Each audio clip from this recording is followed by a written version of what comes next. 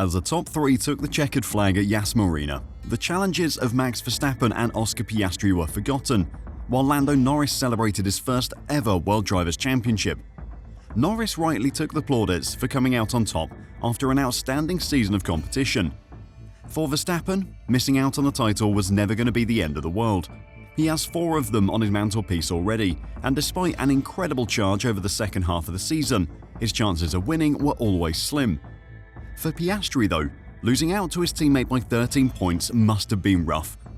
Plenty of excellent F1 drivers have never won an F1 championship because so much of it is about being at the right team at the right time.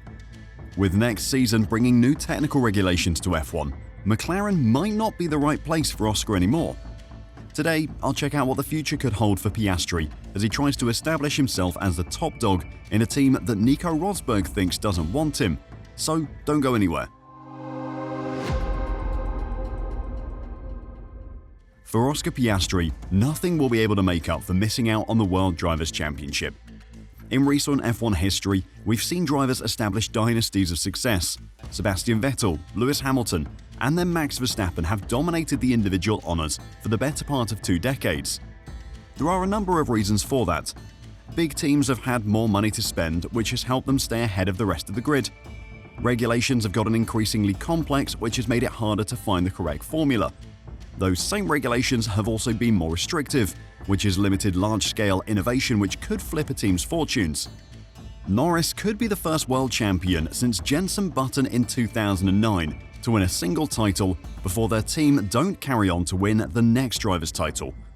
With the sport being overhauled in the way it is next season, McLaren have as much of a chance as anyone else to be the best team in F1 in 2026. Anyone could come out on top in that first race. So much of being an F1 champion is about being at the right team at the right time.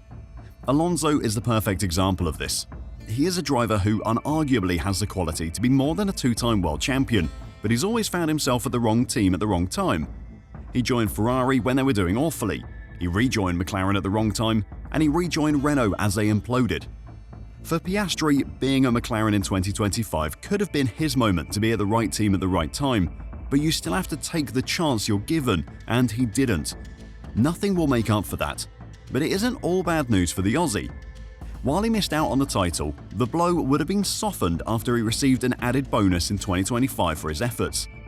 Having finished 3rd in the title race, Piastri took home a whopping $56.4 million in earnings, which included $40 million in bonuses, according to Forbes. This is up from the $35.6 million that he got in 2024. Piastri finished atop the podium on 7 occasions this season, and he finished on the podium 16 times. 3 drivers took home more money than Oscar in 2025, and 2 of them finished above him in the title race. Teammate Norris took home $86.5 million for winning the world title, and Lewis Hamilton may not have dominated in the Ferrari, but his annual salary saw him earn close to $106 million. And the biggest winner of the prize money was Red Bull driver Max Verstappen. This year's runner-up took home $114 million thanks to both his salary and bonuses. While Oscar may have missed out on the trophy this year, the one statement that has been repeated time and again since Sunday is that he will be a world champion at some point. He's too good to not win a world driver's title at some point is what everyone is saying. Sadly for Oscar though, that isn't how it works. Drivers' Championship titles are not given out to drivers just because they look like champions. Oscar now needs to ask himself, is McLaren ever going to be the right place? Or would he be better off heading elsewhere to fight for a Drivers' Championship? Well, before I check out the talk of him switching teams at the end of next season, and Nico Rosberg's disappointment in how McLaren treated Oscar, if you're enjoying the video and want to catch more news and analysis in the lead up to the 2026 F1 season, then make sure to press the like button and subscribe to F1 Reverse. Thanks a lot. Back in March of this year, Oscar signed a new contract with McLaren, which added at least 2 years onto his existing deal, which at the time ran until 2026.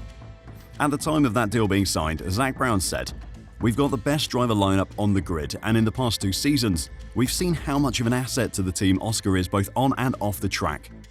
Zak wasn't wrong. The 2 McLaren drivers did prove to be by far the best pairing in the 2025 season. Managing 2 top drivers is no easy feat though. Both want to win the Drivers' Championship, but only one of them can. Someone is always going to come out of the situation upset. Someone is always going to feel hard done by. There's been plenty of talk this season about how Zak Brown's team have handled their drivers. Specifically, Zak's treatment of each has been questioned. Of course, the American CEO of the McLaren F1 team will always say that both of their drivers are treated the same and are as important as each other. But in reality, he's appeared to prefer Lando to Oscar while the two have been at the team. That doesn't mean they've been treated differently on track, but off track, Zak does seem closer to Lando. He always has a bigger smile for the British driver, more enthusiasm on the radio, and an extra slap on the back for a job well done. It's probably something as simple as him getting on better with Lando. They might be a better match in terms of personality. But this picture of the inter-team dynamics at McLaren wasn't helped by Brown in the aftermath of the final race of the season. Former F1 world champion Nico Rosberg criticised Zak for lacking empathy when addressing Oscar after he lost out on the Formula 1 driver's title on Sunday. Zak, who had just enthusiastically congratulated Lando Norris for his title victory, interrupted that conversation to say, "What a season, what a season. You're a star, 7 wins, we love you. We'll do it again next year. Thank you, Oscar, for everything you've done, what a year." He added, "Oscar, very proud of you. Awesome, what a team player. We go again next year. See you on the podium." Rosberg, who won the 2016 F1 title in Abu Dhabi, said Brown should have chosen a different tone on such a difficult day for Piastri. "That's his most horrible moment in his racing career," Rosberg said on Sky Sports F1. Maybe Zak could have had a little more empathy there rather than celebrating. He could have said, "Next year will be your year," but it's difficult for Zak because he's so ecstatic at the same time. With two such closely matched drivers, there are always going to be questions about whether McLaren are treating them both equally. The drivers will be asking themselves those questions as well.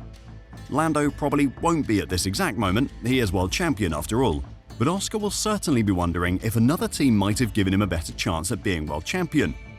He is one of the most talented drivers in the paddock, and his age means that he's got the potential to surpass the likes of Norris over the coming years.